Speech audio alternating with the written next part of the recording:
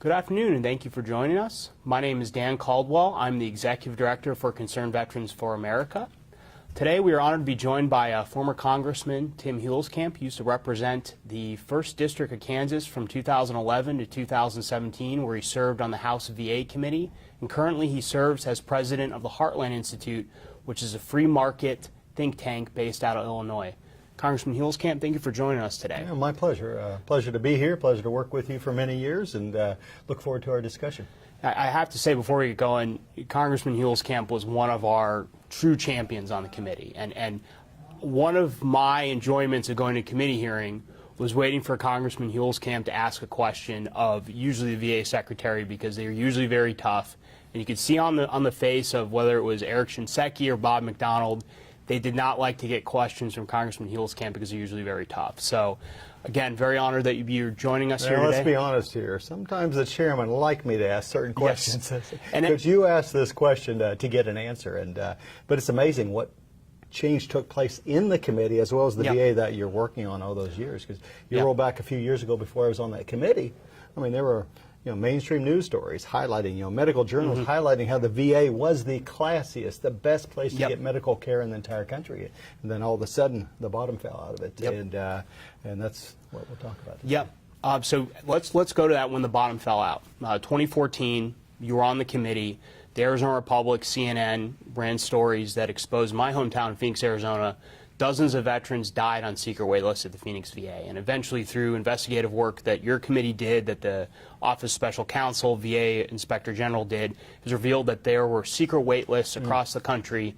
You had 100,000 vets who didn't get appointments because they were on secret wait lists, and just widespread fraud, waste, abuse, misconduct of all sorts, and it was really just a terrible situation. How did we get to that point? How did we go from, in really the mid-2000s, the VA was being praised as a world-class healthcare system to it literally having discussions about should we just shut the whole thing down? Absolutely, and if you listen to the mainstream media, it would look like the bottom fell out of it. But in my 6 years in Congress, for month after month after month, for years before we got to that point in time, we got complaint after complaint after complaint from veterans that lived in the 1st District of Kansas. We have about 50,000 veterans, and it's one of the most rural districts in the country, and there are no VA facilities in the district, at least no hospitals, some outpatient clinics, but we had these dramatic complaints and these wait times, these ongoing problems. And I talked to my colleagues, even on the committee, are you hearing any of these complaints? Oh, no, they weren't hearing anything. But we sure were. So I think it was out there. There were the complaints that were just being ignored by far too many people in Washington, or typical thing, squeaky wheel gets the grease and says, well, we'll take care of that veteran, just because he or she complained enough, and the rest of them you can just wait. And that's what bothered me the most about this. Here are the men and women that gave and put their lives on the line, and they were so compliant, says, yes, we'll wait. We're used to waiting in the military. If they told you to sit up and wait, you did it. And they had that kind of expectation. But, I had veterans that were traveling 300 miles to go to doctor's appointments.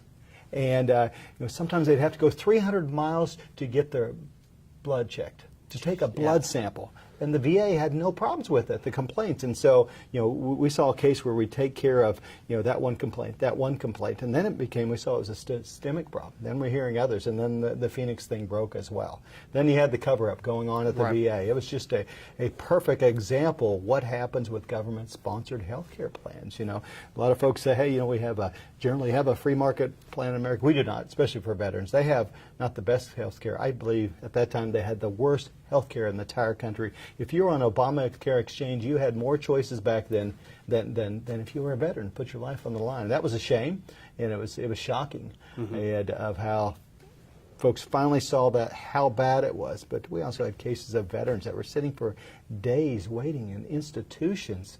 I mean, it was inhumane. It was shocking. But what happened, because of that, working with your group and others, we were able to push through some real reforms, and implementing some real free markets, some real choice. And which, to me, I always said, if we want to figure out how we're going to unravel Obamacare, unravel all the other government health care plans in this country, look at what we did with the VA. You started putting choice back in there, because I believe once you give veterans a choice where they want to go with their health care, you're not going to take it away from them.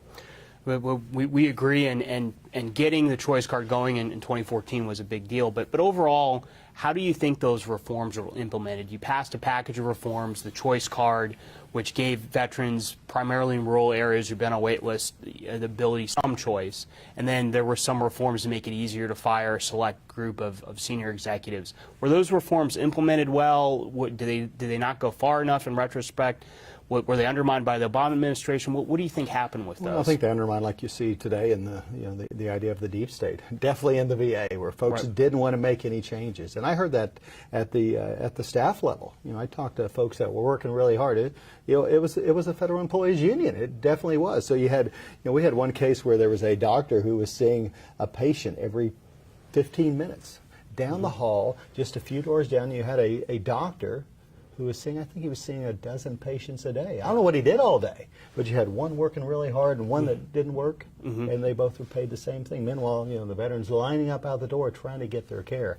And so there was pushback inside, and that's why it's got to be choice. You can't just have it internally and say, hey, you get government plan 1 or government plan 2. You got to have some outside choice. And it's certainly when you have a district that's 300 miles wide, and you have to drive that far to get care, that's the perfect place where it should be working. We had one of these cases where a gentleman had a knee surgery, and they were forced him to drive by 9 hospitals. Jeez. That could have done the same thing. Says, no, you're required to go to this case. And I always said, if you were on Medicare, you would never have stood by and says, well, I'm going to drive by 9 hospitals, drive 300 miles one way for that, and then there was a quality care problem as well. Obviously, if this is where you had to go, you had no other choice. And so fighting to put that choice in there, it's going to take a while to break up the monopoly, that this idea that the government knows best, even if the government doesn't show up to take care of you. And so they push back on those reforms, but I'm glad you're continuing to push those. And what Heartland does is we push healthcare freedom all over the place, including for our veterans and other things. It's the same thing. Once you give consumers a choice and control of their healthcare, it can improve the system. And it certainly improves that for those individuals that take the choice. Are you heartened to see that the new administration, President Trump, has kind of a different vision for the VA, that he has embraced choice? Do you think they're going in the right direction? Obviously, it's going to take time, but do you think they're making some progress, however small or incremental? Well, given I don't talk to veterans with complaints every day, that I'm not in Congress, it's hard to tell of how quickly we're moving. It's never quick enough. You shouldn't have to wait. You shouldn't have to drive beyond your local hospital and to get that care. We don't require that of Medicare patients. We certainly don't require that if you're in a private healthcare system, if it's competitive. So we got a long ways to go. And again, they should have the very best care, not the worst care. And so we see some changes that I think are making a difference. But again, the key change is choice and options. If you have that, let the veteran choose out of it. But frankly, there are a lot of veterans that would never choose to go elsewhere because some reason they like having poor care. Absolutely, yeah. But again, if you don't know, there's options, But what I see, particularly the younger the veteran, the more willing they are to take that choice. And that makes sense. If you go into the same place for 20 years and they offer you a choice, even if it's somebody you see in church every Sunday, your local doctor, and you say, well, I don't want to see him or her. But the younger veterans, so I think the younger veterans, the more there are those in the system, more likely the choice is going to work and hopefully break out and hopefully break apart the system to have full choice for our veterans and full choice for all Americans. That's absolutely, couldn't agree more. So pivoting a little bit, you work for a great organization, great institute, Heartland. So could you tell us a little bit about Heartland and what kind of issues you're focusing on there in your new role? Absolutely. Heartland is headquartered in Illinois, but don't hold that against us. We're not responsible for the failures there. Actually, that's why we really started as a libertarian conservative free market think tank back in 1984 with frustrations with Illinois back when they actually had only one governor in prison at that time. Don't forget 5 out of the last 9 governors of that state have been in prison, 2 of them at the same time, of both parties. So it's a bipartisan corruption problem. But we found out very quickly, you can spend a lot of time in Springfield back in the 80s and not get much done. So it's branched out since then. Our founder, Joe Bast, had the idea that every state should have a free market think tank that's there pushing the state policymakers. And at the end of the day, we do touch and communicate with every state lawmaker in the entire country at least once a week, sometimes twice a week. That's 7,300 of them. We communicate with every member of Congress and staffer by sending them materials, and a lot of state legislators call us. So we firmly believe in the idea of federalism, that all decisions should not rest in Washington, D.C. Most of them should be back in the states, and there are blue states we don't do very well in because no conservative does. But we discover and promote free market solutions, whether it's dealing with environmental issues, and we do a lot on climate, whether it's dealing with pushing back with Al Gore on climate issues, whether it's healthcare concerns, whether it's transportation issues, whether it's education and school choice. Heartland's been there for years. And we survey our principal customers, that's state lawmakers. And 45 to 55% of them actually read or are influenced by the information we send them. So we are real hidden gems. So I was at a meeting earlier with 30 to 40 nationwide conservative groups. So out of the room, there's only 2 of us there that highly focused on state policy making. And it impacts Washington as well because most members of Congress were once in the state legislature and received our stuff. And we are nonpartisan. We're certainly most of the free market thinkers are in the Republican Party, but both parties receive our stuff. Even Democrats say they learn from our stuff and try to implement those. So I see a number of good things happening on health care, on welfare reform, pushing back on taxes, and numerous things, and Heartland's engaged on those. So we've got a great new idea. It's been around for a long time, actually, before government. And insurance is this idea of direct primary care. We've been working in a number of states, I think 2 states, Florida and Missouri, actually 4 different states have implemented that, which lets individuals cut out the insurance company, cut out the government bureaucrat and the government regulations, and have a contract directly with a doctor that they can have the care they want. And it's working fantastic. And wherever it's implemented, of course, the insurance companies want to call it an insurance product, that way they can regulate it. But at the end of the day, let the customer, let the patient regulate it. And if they regulate based on it is they're going to continue to purchase these direct primary care. We actually have states that are implementing that, or talking about implementing that for Medicaid. I could see where that would happen in the VA as well, and we give that option. So you just have a monthly fee, and it's insurance products. They don't do that, and they're third party. This is a direct primary care that's working well, and so those are some of the things we're working on. Plus, we are always, without a doubt, taking on the Al Gore alarmist on the climate issues, and we think with this administration we've made some tremendous progress.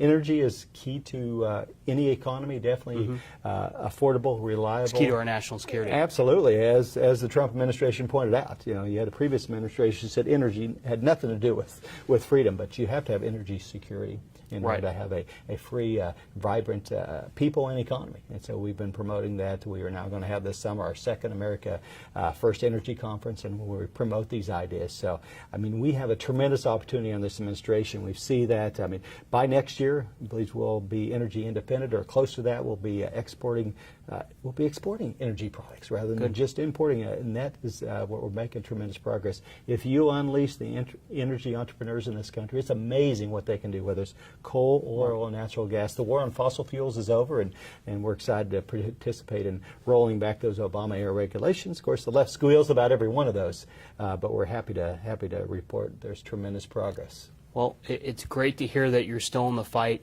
Real quick before we close, how can people find out more about Heartland? Heartland.org, and they can continue to follow me on Twitter at Huelskamp. The left doesn't like the fact that I still get a tweet under that account name, but at the end of the day, it's amazing. If we can take the message out, whether it's through Facebook, whether it's through Twitter and through these other things, we know they're censoring us on the other side, which knows we're effective. And but groups are pulling together, and we're making a difference. And I'll tell you, the best thing about working at Heartland is, let's just say we don't get anything done in 49 states and the wrong thing happens in Washington, D.C., I can stand up and say, well, today we passed welfare reform in Wisconsin. We'll pass Missouri. We'll pass direct primary care. We'll go in a state of California and help get their pension fund from stopping their penalizing of fossil fuel companies and all these kind of things. So it's great that we have, and that's the great American experiment. Yep.